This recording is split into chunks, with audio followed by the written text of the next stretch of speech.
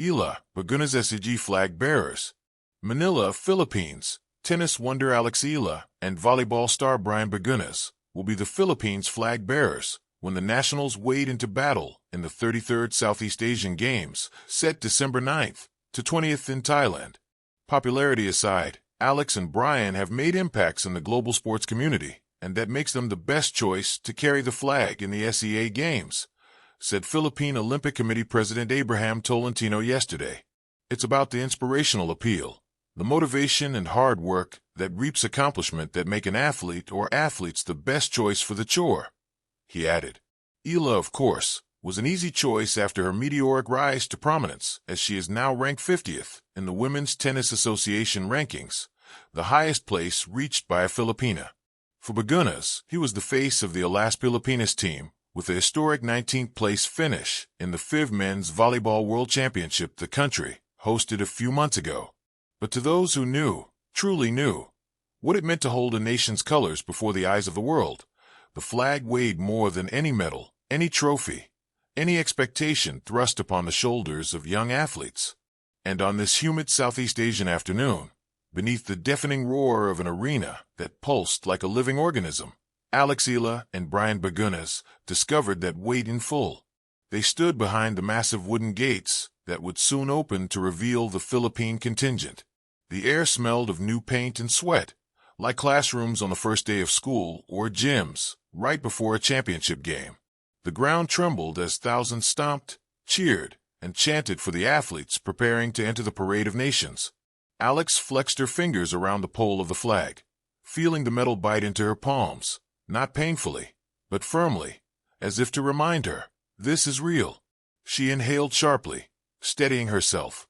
At 18, she had walked onto tennis courts in every corner of the world, stared down opponents twice her age, and played in stadiums filled with strangers, waiting to see her fail or rise.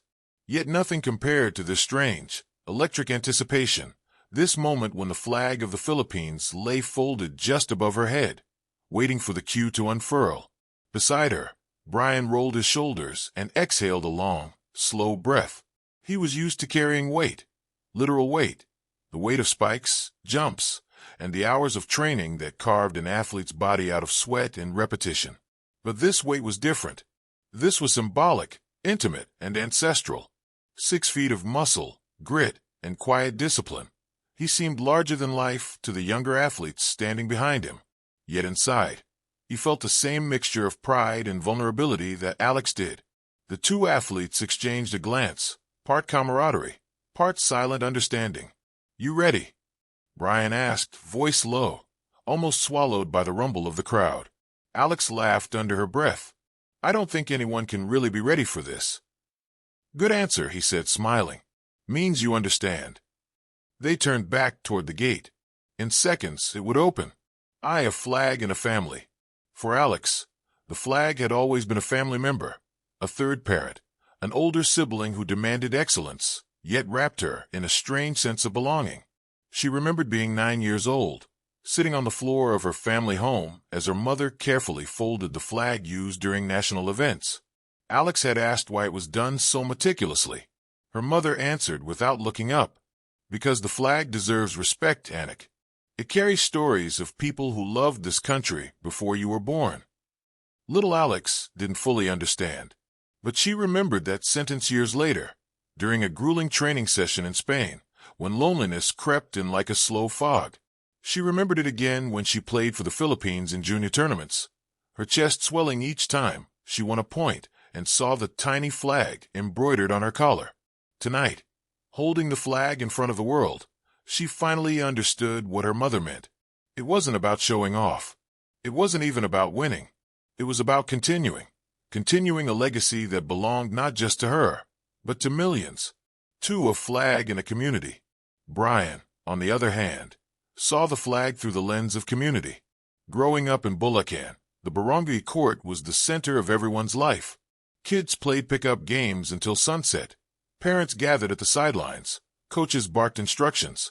Neighbors cheered loud enough to drown out the buzzing tricycles passing by. He wasn't the tallest kid at first, nor the strongest, but he had the biggest jump, the one people always gasped at, the one that made the older players say, "Oi, may future tong badangtu." He remembered winning his first major match, running toward the sidelines, and seeing the Philippine flag waving in the hands of supporters.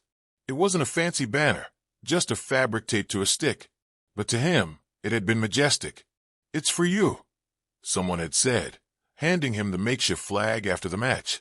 He had carried it home like a trophy. Now, years later, the real flag, the grand, towering, ceremonial one, rested in his grip, and he felt the ghosts of all the barangay players behind him, all the dusty courts, all the shouts of encouragement, all the childhood dreams that now stood realized.